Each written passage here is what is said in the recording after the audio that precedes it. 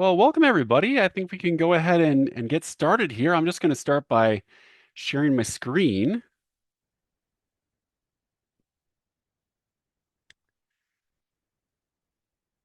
All right, there we go. Put this in presentation mode. Well, welcome. Our webinar tonight is Understanding IEPs for Dyslexia. And I just wanted to start by welcoming everybody and saying we're really glad to have you here. Thank you for taking time out of your busy schedule to be here and to watch this webinar and to participate. We're really excited to have you here. We know that everybody's very busy these days and really appreciate you prioritizing being here and taking the time. I thought I would start by introducing myself. My name is Peter Groth. I am the founder and CEO of Dyslexia Connect Online Tutoring. I started the company in 2010. I was trained in the Orton Gillingham method in 2004 and worked as a dyslexia tutor for a number of years. The Orton Gillingham method is a very well-known, established method for helping individuals with dyslexia and other reading difficulties improve their reading and spelling. And I then started the company in 2010. I have about 22 years of experience total working with students who have dyslexia. A little bit about Dyslexia Connect online tutoring. We provide online dyslexia tutoring to individual families and to school districts. And if you're interested in more information, you can visit us at our website, which is dyslexiaconnect.com. We do have an option for a free trial, actually, that includes a trial session that lasts 35 to 45 minutes and also a free report. And that's available with no obligation. And it's a really nice way to be able to try our service and see if it might be a good fit for you. So if you're interested in that, feel free to visit us at dyslexiaconnect.com. And there are a bunch of buttons on there that you can click on to sign up for a free trial if you would like to. So our objectives for today, we're going to have the Understanding IEPs for Dyslexia presentation. That's probably going to last about 25 to 30 minutes. And then after that, we'll have a time for questions and answers, which will probably last about 25 to 30 minutes as well.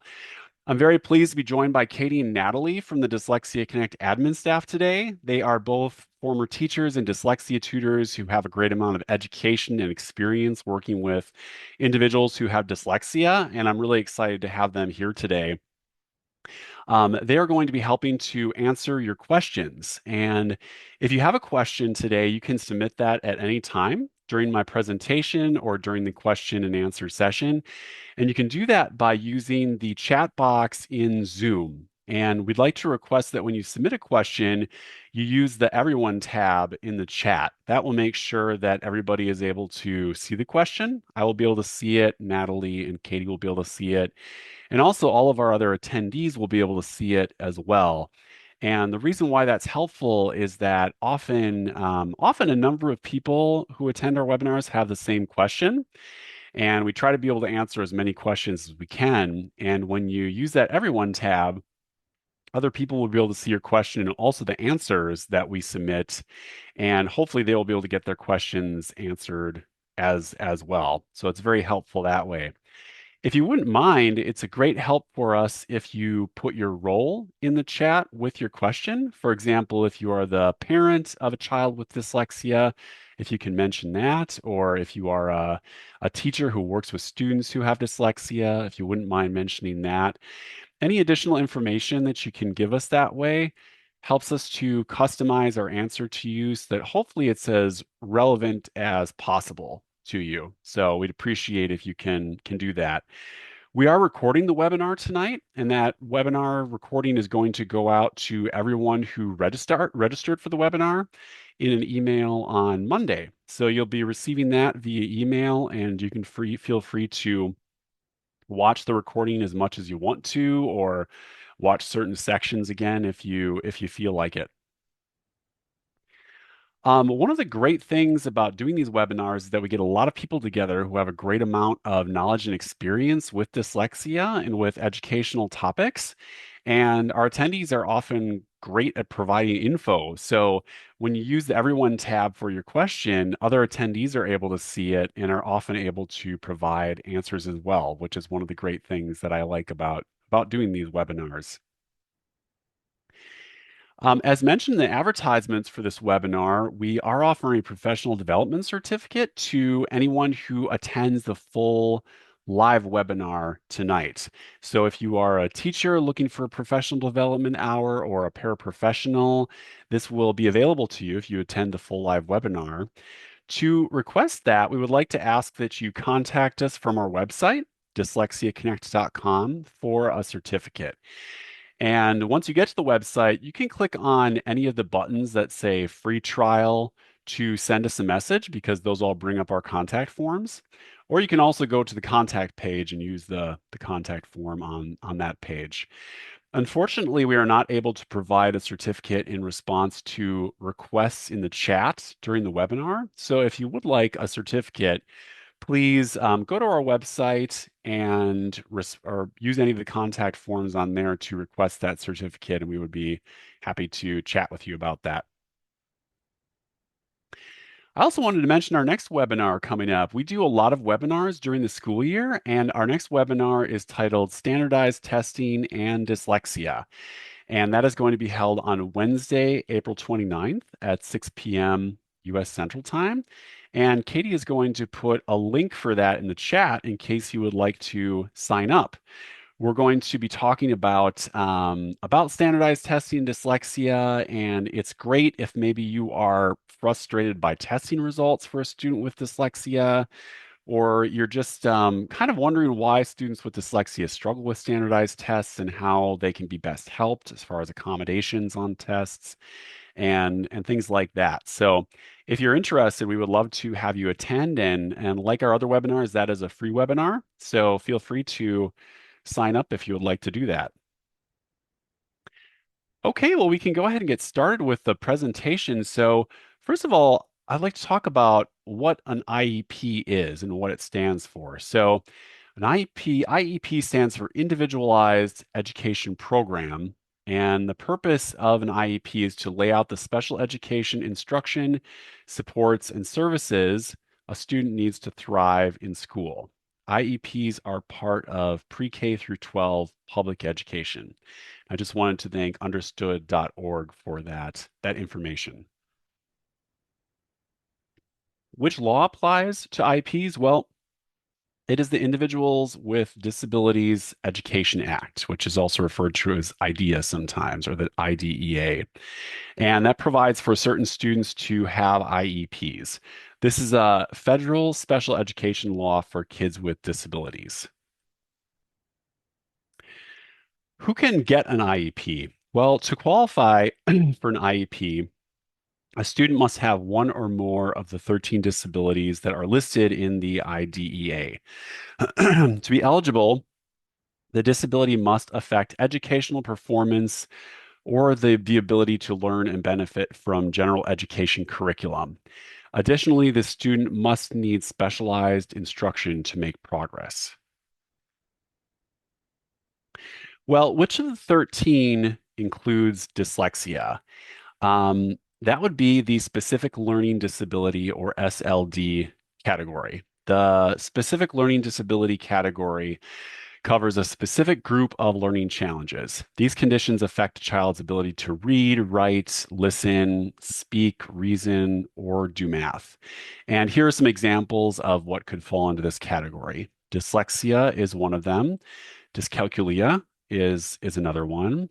And then also written expression disorder, which you may also hear referred to as dysgraphia. These fall into that category. SLD is the most common category under the IDEA. And in the 2019 school year, around 33% of students who qualified did so under this category.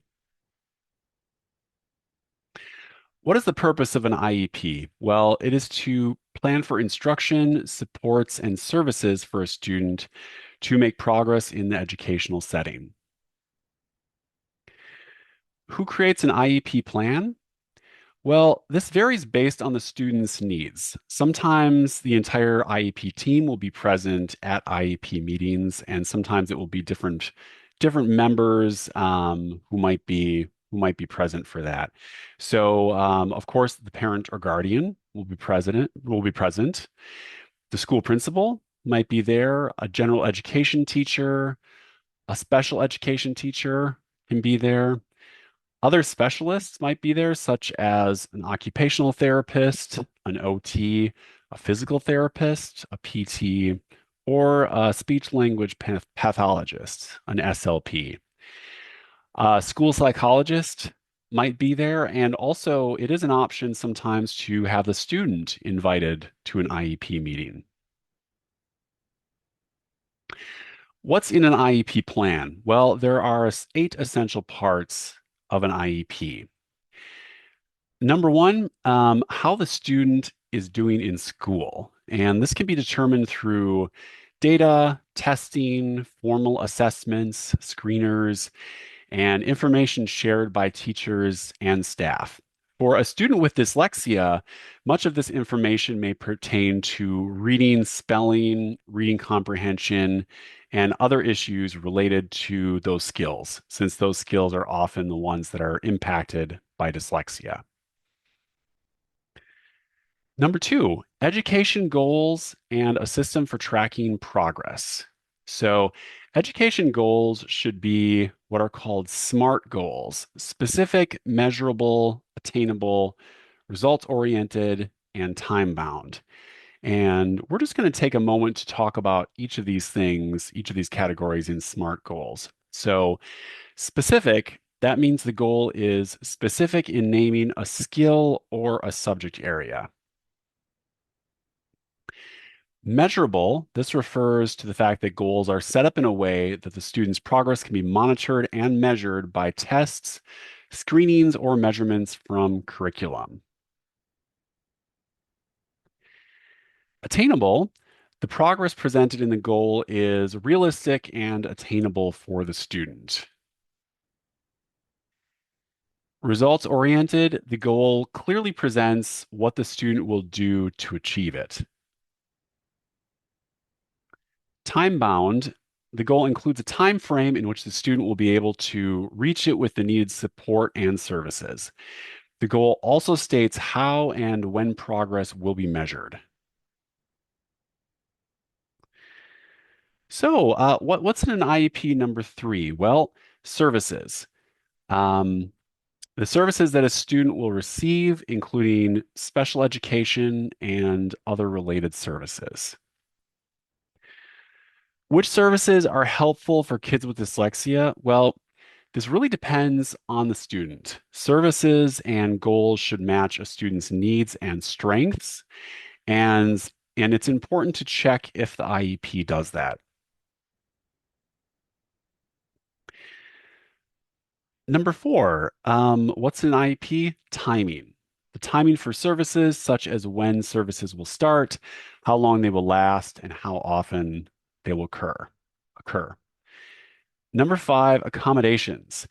Accommodations can help students study and learn the same material as their fellow students, as well as meet the same expectations.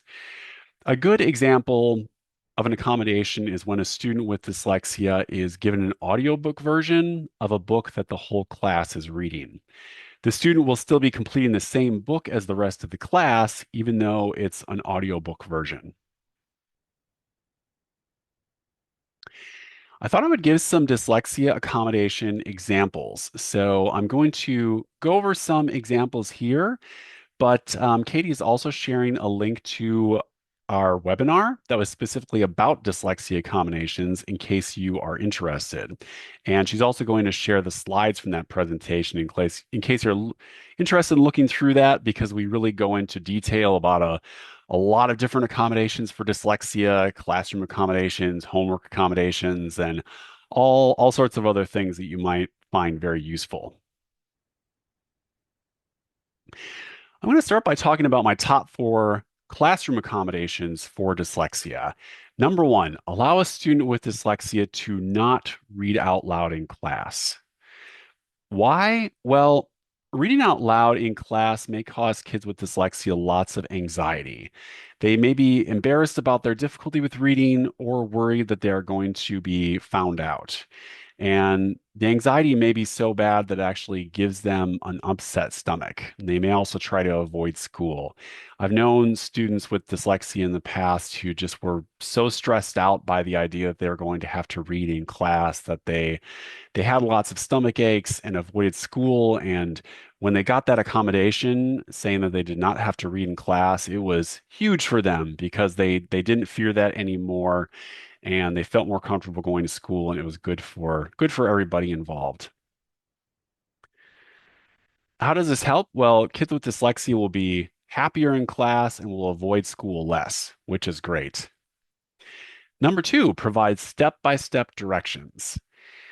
Why? Well, since dyslexia affects how kids process information, they may have difficulty processing, prioritizing, and remembering long lists of directions. By giving one direction at a time, students with dyslexia don't have to process multiple steps at once. How does it help? Well, students with dyslexia will have an easier time following instructions and completing tasks and assignments. Number three, extend time for reading and writing assignments. Why? Well, students with dyslexia may read and write slowly, and giving them additional time will help them complete the assignment. It will also help them feel less stressed about the assignment. This helps because we get to discover exactly what students with dyslexia know and more accurately evaluate the learning, which is really helpful. Number four, audiobooks. Audiobooks are a great tool to use with any reading assignment for kids with dyslexia in class or at home. And they can help in a way that they allow kids with dyslexia to keep up with reading assignments. For example, if the class is reading a novel, a student with dyslexia might be able to listen along with the book as they go chapter by chapter and be able to discuss it in class with other kids, which is great. Also, these days, there are a lot more audio versions available of textbooks and different learning texts. And so it's often possible to get audio versions of things like that too, to help them in the learning process. And audiobooks, of course, are very widespread these days and available through things like the Audible app, for example, subscription apps like that. Libraries often have extensive collections of audiobooks as well. And sometimes those can be downloaded off of specific websites that a library will have for a certain period of loan time. Or, of course, you can still get physical audiobooks in library on CD or special MP3 players and things like that. So I thought I would also go over my top three dyslexia accommodations for tests and exams. Number one, have exams read aloud to the student. Why? Well, many students with dyslexia read slowly and struggle with reading accuracy. This accommodation allows us to determine a student's knowledge of content rather than testing their reading ability over and over again in different subjects. For example, if we read a comprehension test aloud to a student with dyslexia, we can determine if the student has learned the information even if they have difficulty reading it. This helps because we will get a more accurate picture of what the student has learned. Number two, give the student additional time. Students with dyslexia may need extra time to read the exam if they are reading it to themselves, and extra time to process the questions and formulate their answers. They may need to read the material twice. So it's really beneficial for them to have extra time. And if they have extra time, they're going to be less stressed about exams, feel better about doing them, and also, the assessments are going to give a more accurate gauge of what they know because they aren't going to feel super rushed and aren't going to be maybe stuck in a situation where they aren't able to complete everything. Number three, grade on content, not spelling or handwriting. This is a great accommodation because students with dyslexia, of course, often struggle with spelling and penmanship. If we grade them on those factors in every subject, social studies, for example, We may not be giving them credit for what they actually know, and we might end up just grading them on spelling over and over and over again in every different subject that they study. This is beneficial because it allows us to see what a student actually knows about a subject and grade them according to their knowledge rather than simply grading them on penmanship and spelling for every subject. All right, back to what's in an IEP. So, number 6, modifications. Modifications are changes to what a student is expected to learn or know. To return to the previous example I mentioned, an example of an accommodation for a student with dyslexia was to provide that student with an audiobook version of the same book that the class is reading. An example of a modification would be to not require the student to read or listen to that book, or to give them a book at a lower reading level. So, in that way, the student is not doing the same work that the rest of the class is, and so that is why it's a modification and not an accommodation. Accommodations help a student learn grade level material, while modifications may change the material and the standards being used. Regarding possible modifications for a student with dyslexia, typically a student with dyslexia will receive more accommodations than modifications. But possible modifications could include changing the content, grade level of the text that they are reading, less writing in writing assignments, and others. Number 7 of what's in an IEP, standardized tests. The IEP will outline how the student will participate in standardized state testing. Number 8, strengths. Many kids with dyslexia are what is called 2E or twice exceptional, and they may have a variety of gifts and talents. And these can be mentioned in the IEP so that they are taken into consideration. Something I love about running Dyslexia Connect is I sometimes hear stories from the parents in our program about different things their students are doing, and sometimes they'll send examples. The tutors will mention things to us, different art projects they're doing, maybe musical talents they have. Students in our program are incredibly talented, and it's really fun to kind of hear about which different strengths they have and the different talents that they are making use of. As far as notification of changes to the IEP, families are typically notified in writing if there is going to be any change to a student's services under the IEP. Written notice is also used for IEP meetings and evaluations. Written consent from a parent or caregiver is required for a school to evaluate a student as well as provide services from an IEP. When is an IEP reviewed or revised? Well, an IEP team reviews an IEP plan at least once a year, and the student must be reevaluated every 3 years to determine whether the accommodations, modifications, and services are still needed. I wanted to provide some resources for dyslexia information. If you go to the Dyslexia Connect website, you're going to notice something at the top of the menu here that says Guide to Dyslexia. And if you click on that, there are a bunch of articles about dyslexia symptoms, whether how dyslexia is genetic, and some various things like that. And so you might find that helpful if you want to check that out.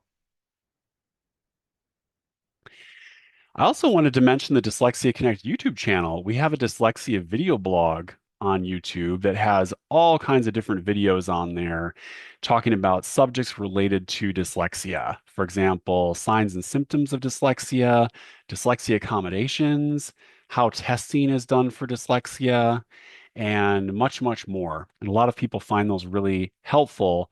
So Katie is going to put that link in the chat in case you are interested in checking that out. I also wanted to mention if you are interested in possibly getting a formal dyslexia evaluation or a diagnosis for a student, Dyslexia Connect does have a partnership with Behavioral Health Clinic or BHC. They are an organization that provides dyslexia evaluations and diagnoses, and they work with individuals in person and online. And they actually have qualified providers who are able to work with clients in many different states in the United States, um, providing evaluations. And so that's often a handy option if you're looking for a possible dyslexia evaluation or diagnosis. And you can visit them by going to that website I just listed right down here, and Katie's going to drop that in the chat as well.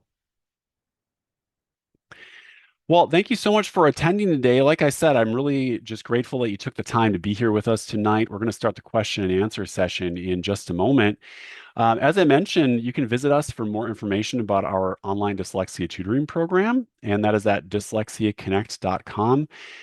We do offer a free trial with no obligation, as I mentioned. If you're interested in trying our tutoring out, you can stop or sign up for that anywhere on our website. And that includes a free trial tutoring session and also a free report that can be really helpful in identifying where a student is struggling currently and the sort of instruction they need to make progress and to get up to grade level.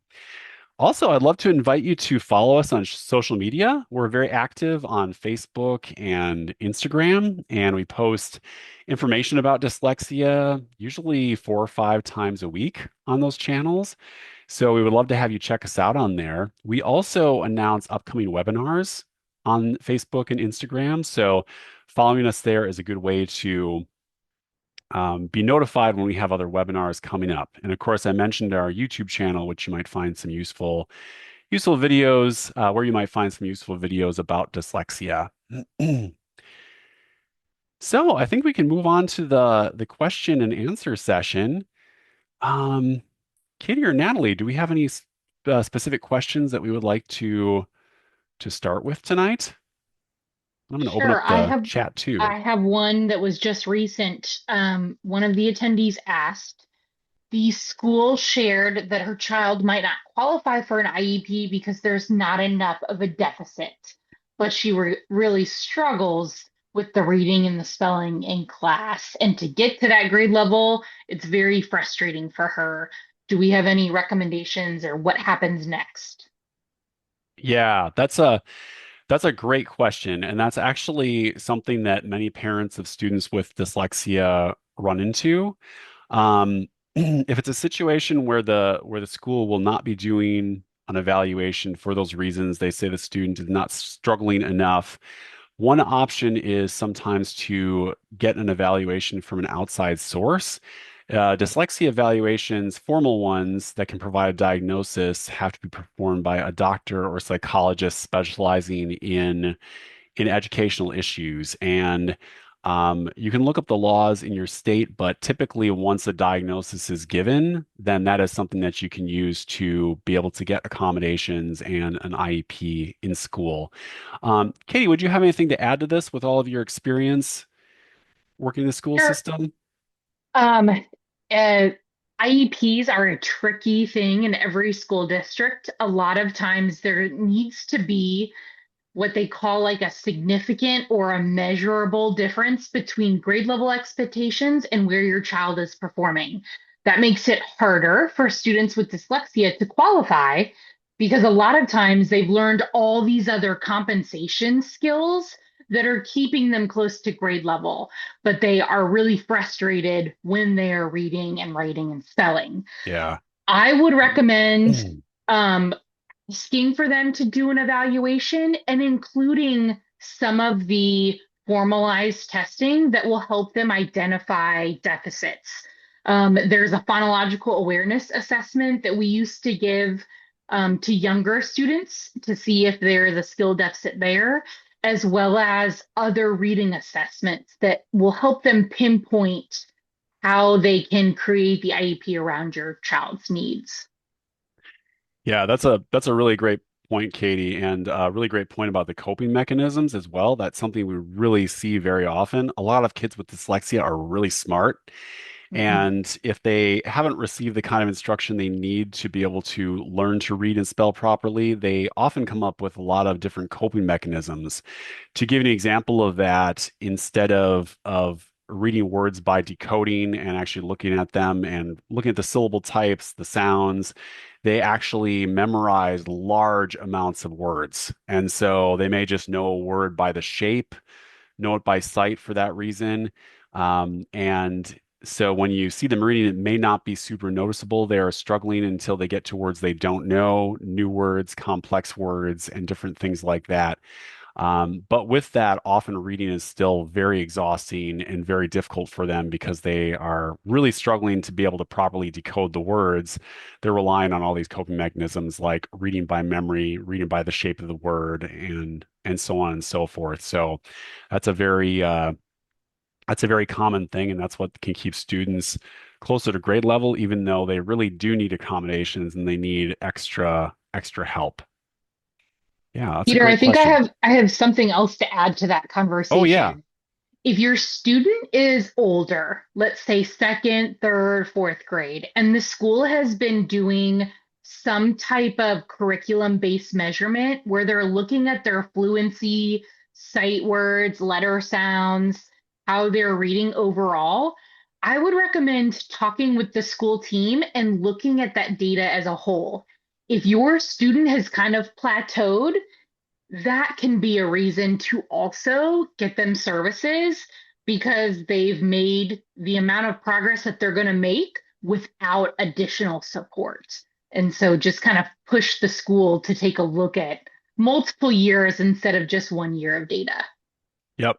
That's That's a great point. And taking a look at the overall picture is so helpful because sometimes, even if there hasn't been a diagnosis yet, you might look at a student's record and say, this student's really smart, really capable. What's going on here? They should be making more progress in this area and that area, and they're not. And so that's a very good indicator. Yeah, let's see. Are there some other questions? Any other questions we should maybe answer out loud here? What are some early signs of dyslexia that teachers and parents can keep an eye out for? Yeah, that's a great question. So, one that you're probably going to notice is difficulty associating letters with the phonetic sounds that those letters have, and actually learning those. That is something that is pretty common that you might notice if a student has dyslexia. Um, Another one you might notice is reversals of certain letters. A very common letter reversal for kids with dyslexia is reversing the B and the D, the P and the Q, and sometimes all four of those between themselves. So that's a very common thing as well. Um, yeah, Katie and Natalie, would you have some to add to those early ones? I think one of the pieces that we saw in kindergarten and first grade when I was teaching is that, like on a spelling test, the students have a hard time hearing each of the individual sounds within a given word. So if Yeah. you ask them to spell the word, I'm trying to think of an example, crack, and they hear the C at the beginning and the K at the end, but the ones Yep. in the middle, they can't discern what sounds those are. That's your sign that they are missing that letter to sound connection that they need to have in order to read and spell. Another piece I would say is if their reading is better than significantly better than their spelling. They are reading by sight and entire whole words instead of breaking those words down into known parts. And so then when they're asked to Yeah. they have no clue. They have a much harder time. Yep, because spelling, of course, requires recreating those sounds and actually knowing the letters, what sounds the letters make, and being able to put those together. So, yep, exactly. Do you have anything to add to that, Natalie? About early Uh, signs of dyslexia with young kids? yeah, I was thinking about trouble rhyming. That's like an Yeah, early, like phonological awareness red flag to me. If they can't provide you with a word that rhymes with dog or hat or cat, it could mean that they're not hearing and recognizing the sound patterns. So that's something I would look at too. yeah. I wanted to mention as well, something that's really helpful is to keep in mind that dyslexia is genetic. And so if you have other people in the family who have had reading difficulties, or of course, were diagnosed with dyslexia, that can be really helpful because you can keep more of an eye out for that. Maybe you had a sibling who struggled or an aunt or uncle. And of course, the further back we go, sometimes it was much less likely that dyslexia would be recognized and diagnosed. But what you might hear from other members of the family is like, hey, like Uncle Joe dropped out of school, when he was in middle school or high school because he was just like super frustrated all the time with reading and different things like that. History of reading difficulties in a family. Knowing that can help you be more on the lookout and think, okay, this might be a possibility that this might be dyslexia if I start to notice these early signs in my child. Yeah, let's see. There's another question that we want to address.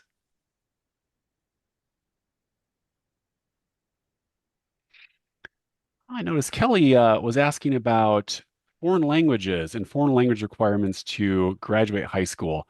That's a great question. So, as far as learning foreign languages, I wanted to mention that learning a foreign language can be challenging for a student with dyslexia simply because they are learning an entirely new set of phonics.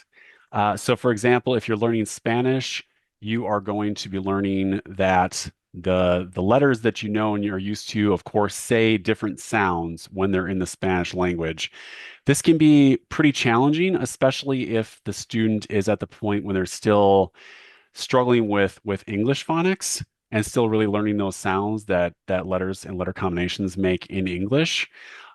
So often a student with dyslexia is going to require some more study time to be able to learn a foreign language. And you might notice some issues with them mixing up sounds, phonetic sounds, especially between the languages, and having some difficulties with that. Also, as far as the requirements go, I have heard for many years that sign language is a really good option for students with dyslexia, and they might have an easier time learning sign language than other international languages as a possibility. And of course, these days, sometimes if there isn't ASL or sign language offered at a school, sometimes there's an option to do sign language remotely to learn it that way to be able to fulfill a credit and some other things like that that might be helpful. So that can be a helpful thing for those foreign language requirements. Peter, I have another question that I believe it's Liliana shared. They have a Yeah. recently diagnosed 8-year-old that was diagnosed with dyslexia, even though they were investigating ADHD. What can they ask for at school to help her? And they were told there isn't much to do until middle school in terms of accommodations. Okay, that's very interesting. So they were investigating ADHD as well, but the diagnosis ended up as dyslexia. So there is a lot that can be done anytime a student is identified as having dyslexia or even suspected of having dyslexia, even if a diagnosis hasn't been given.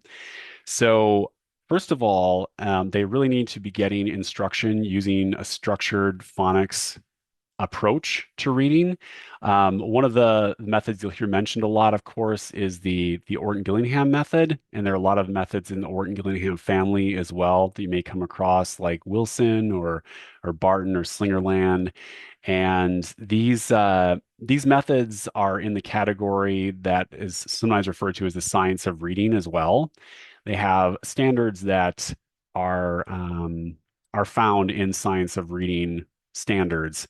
And so that's really the type of instruction that they need to be receiving. And the great thing about all those methods and those approaches is that students are going to tremendously benefit from those, whether they have dyslexia or not. Any students are going to benefit from those kinds of approaches to reading. And so that can be provided to a student no matter what age they are.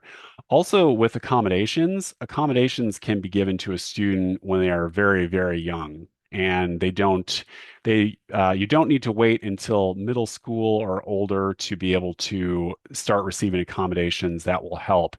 Some of them that I mentioned, of course, in this presentation, like just not being required to read out loud in class, that can apply to kids who are very young, first grade, second grade as well. And so there are a lot of accommodations that are useful and a lot of good lists on the internet actually about dyslexia accommodations at different grade levels and different ages. So, would you have anything to add to that, Katie? Oh, and I think you're muted at the moment, Katie. Sorry. Oh, no I was worries. a special education teacher for kindergarten through fifth grade. All of my students had accommodations. Accommodations are not just for testing, they are to help your student reach the same functioning level as everybody else in the classroom. And so a lot of times teachers will say, oh, it doesn't help until middle school or high school. You could do accommodations for a kindergartner. I had a kindergartner with dyslexia. We did sound boxes for each sound in his spelling list because he needed it broken down into smaller parts. Yeah. There are lots of accommodations that can be tweaked to make the school day easier, and help your child function at a higher level. Yep, absolutely. I noticed Kat had a question here. When referring a parent to tutoring, what is a timeline to possibly give them before they begin to see growth? That's a great question. So often, to give you an example of what we see in our tutoring program, often parents will start to see growth within 3 or 4 weeks of attending tutoring, and growth typically continues from there. And it's a great thing to see because kids get really invested when they start to see that growth and start to see that they're making progress, and they get really committed to the process and excited about continuing. So, yeah, typically 3 to 4 weeks, parents will start to notice growth, and it will continue on from there. And I wanted to mention Dyslexia Connect, actually, it's a very important part of what we offer that we don't require contracts. And so our clients stay with us because the tutoring really works and they see the growth. Let's see. Maybe we'll try to find some other questions here that we can answer out loud.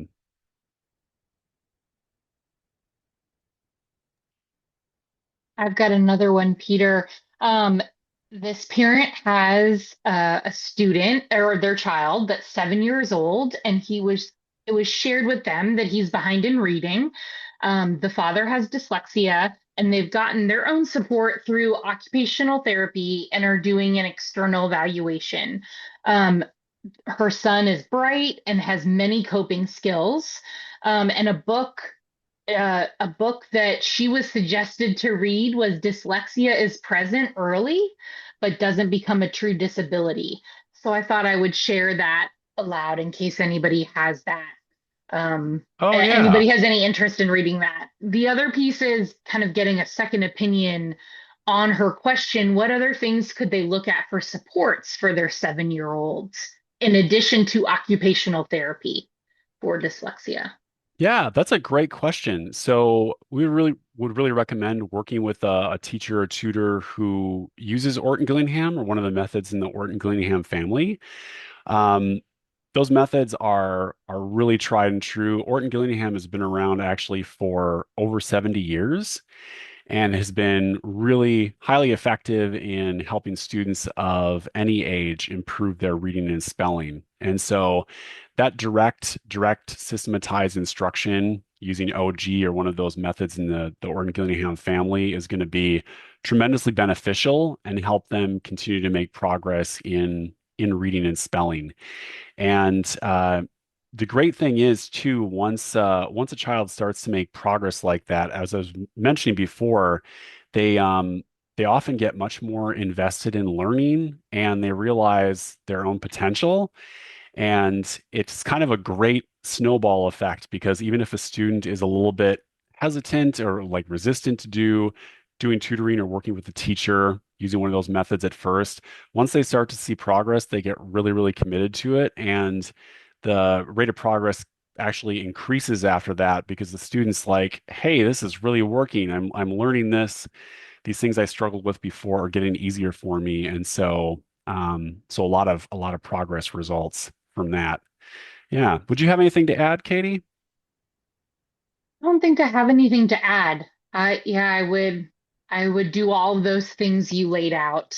I think you're on the right step with getting occupational therapy and getting him started because the faster you start your interventions, the faster students can use those skills and transfer them to other settings. Yep. And that's really helpful too, because the earlier that intervention happens, the less coping mechanisms a student will really develop. And sometimes there are coping mechanisms that really sort of get in the way of a student reading and spelling the correct way. For example, one thing that we see often is that if a student has gotten to a certain age without receiving the right sort of reading instruction, they will often have developed a habit of guessing at words really, really frequently. And the older a student is, and the longer they've been guessing at words, often the longer it takes to help them break that habit. And so that's a thing that we often see. And if a student is younger and they haven't gotten in that habit too much yet, it's going to be a bit easier because they won't have to get out of that habit of guessing at words so much. And I should mention, even if a student is completely in the habit of that, that is something that can be changed actually, and they can get in the habit of properly reading and decoding words. It just takes a little bit of time to sort of undo that habit and a lot of reminders from their teacher or their tutor. I've worked with a lot of students over the years who got incredibly good at reading and were properly able to decode words and knew their phonics backwards and forwards. Once in a while, when they were really, really tired, for example, or had a bad day at school, they would sometimes fall back in the habit of guessing at words, and I'd have to say, like, wait a minute, you know exactly how to read this word for real. Don't be guessing at this word based on the shape of it or the first couple letters you see or the ending of the word and so on. Let's see. I'm gonna look in the chat here. Are there some other questions that we want to answer? Yes, I saw a question. What are some common misconceptions about dyslexia and how can we help raise awareness to correct them? Yeah, that is a great question. So, um, unfortunately, there are lots of myths about dyslexia, and they're actually really, really destructive because they end up spreading misinformation about dyslexia and often make it harder for students with dyslexia to get the help that they need. So, one big one is that dyslexia is related to low intelligence, and that's completely, completely false. Dyslexia exists across the entire spectrum of intelligence, and so it's not connected to the level of a student's intelligence. And as I mentioned before, we often see many students with dyslexia who are really, really bright. So that's a very common one. Another common one is that dyslexia is a vision issue. And dyslexia is not a vision issue. It's not related to how the eyes function. It is a neurological issue, a neurological difference. So as a result, things like vision therapy, things that directly address how the eyes work, those are not actually going to improve the symptoms of dyslexia because those are addressing a different thing, and dyslexia is neurological in origin. So that's something. I guess another one you often hear is that dyslexia can be cured, or that somebody with dyslexia can have their brain retrained so they no longer have dyslexia. That's not the case. Since dyslexia is neurological in origin, it's not the type of thing that can be cured outright. But having said that, with the right supports and right approach to reading and spelling and right instruction, students with a dyslexia and adults can learn to read and to spell well, in fact. And so somebody who has dyslexia is going to have dyslexia their entire life, but that doesn't mean that their dyslexia is going to be necessarily a hamper to them in any way. So, do you have any to add to that, Katie? Any that like you typically hear a lot that myths of dyslexia? think another one is that the words are scrambled or that the letters are scrambled on the page. Yeah. Yep. And I think it's more about their brain is having a hard time processing the letters in front of them. And Yep. it's hard for them to explain that to other people. And so it's frequently described as like the words are all over the page. Yeah. In Or reality, falling off the page or yeah, jumping yeah, around. Yep. yeah. I don't know if I know of any others that you didn't mention. I think that's it. Yeah. Yeah, that's one that I often hear a lot too. And they'll say, well, the letters are falling off the page or like reassembling themselves. And I agree with Katie. I think it's a result of kids with dyslexia trying to find the right words to describe, like, I'm looking at this and it's confusing to me and I don't know what these things say and what these letters mean. So that's a really good point. Um, Yeah, Natalie, would you have any to add to those that you're kind of like really used to hearing or hear a lot of? I don't think I know of any others. I think you hit them all that I've heard of. Yeah, those were some of the really common ones we talked about. Another one is that dyslexia goes away when a child with dyslexia learns to read, and that's definitely not the case. Like I said, somebody who has dyslexia has dyslexia their whole life. If you're interested, actually, we do a lot of posts about myths about dyslexia on the Dyslexia Connect Facebook page. So if you check that out, we've posted a lot of info about myths and realities about dyslexia.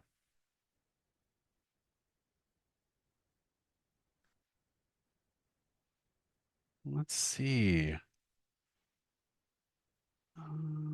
Yeah, do we have any other questions here I have we want another to go over? question, Peter. The school often tells her that her child has ADHD, but he was only diagnosed with dyslexia. Are there commonalities between those two, and what are the differences? That is a great question, and those those issues are sometimes end up being confused by people because there can seem to be some overlap when you're looking at a student's behavior and sort of their relation to learning. So, um, to give you an example of one, students with dyslexia will often engage in avoidance behaviors. If they really have trouble reading, they feel frustrated by it, and they're maybe afraid of being found out. When they're asked to read in class, they might create distractions so they don't have to do that. They may try to avoid reading at home for that reason. I've actually I've actually worked with students who will physically turn away from written material because they just feel so confused and overwhelmed by it that they may actually turn away to just avoid having to look at a written page for that reason. Um, when we're talking about ADHD, of course, a symptom like this of dyslexia can sometimes be mistaken for ADHD as inattentiveness, in fact, and a student being maybe hyperactive or inattentive, when in fact it's actually dyslexia that's causing this, but that might be the issue. Also, the other way around can happen too, where you might have a student who has ADHD and is avoiding reading and different things like that, and that can show up in that way. So that's a way that that can sometimes come out. You may also see frustration with reading. That could be caused by ADHD and of course dyslexia, as we were talking about. So there's some overlap, and you'll find some like Venn diagrams online of symptoms of ADHD and dyslexia that tend to talk about different ones. What have your observations been, Katie? What would you say about that? I think they intertwine pretty closely. Yeah. And I personally feel like it's easier to figure out if it's dyslexia or not Hmm. before you venture into ADHD. With dyslexia, you can look at specific reading tasks and then look Yeah. at the results and determine where the deficits are. With ADHD, it's a lot harder. And I was trying to Google what they're called. We used to do when I was teaching and a special ed teacher, they were like timed attention tasks. where we would observe a student for a given period of time, let's say 30 minutes. And every 15 seconds, we tracked whether they were paying attention or not. And we would know when activities changed. And a lot of times that would give us clues to whether it was more of a learning disability issue or ADHD if they were avoiding the task. If they were turning around and talking to their partner every time the student or the teacher asked them to spell a word, then we know that's probably dyslexia and they Yeah. are just avoiding the task. Where Yep. if they're talking to friends nonstop during lunch and don't eat lunch, that may be more ADHD, possibly just personality too. So you need to look at the before and the after of what's happening with the behavior problems to figure out if it's ADHD or not. Yep. That's a really great point. I wanted to mention as well that we do see a lot of cases where a student has dyslexia and ADHD, so that can occur fairly frequently. So that is a possibility to be on the lookout for. But like Katie was saying, one of the helpful things about trying to evaluate dyslexia or diagnose it is that we have very specific ways of seeing is this dyslexia, different evaluations we can give, different tasks that show us, yeah, this is dyslexia. These are signs of dyslexia that can help us try to identify whether it is or not. And since dyslexia is a very specific issue with very specific definitions and symptoms, um, that is something that we can be able to identify, which really helps.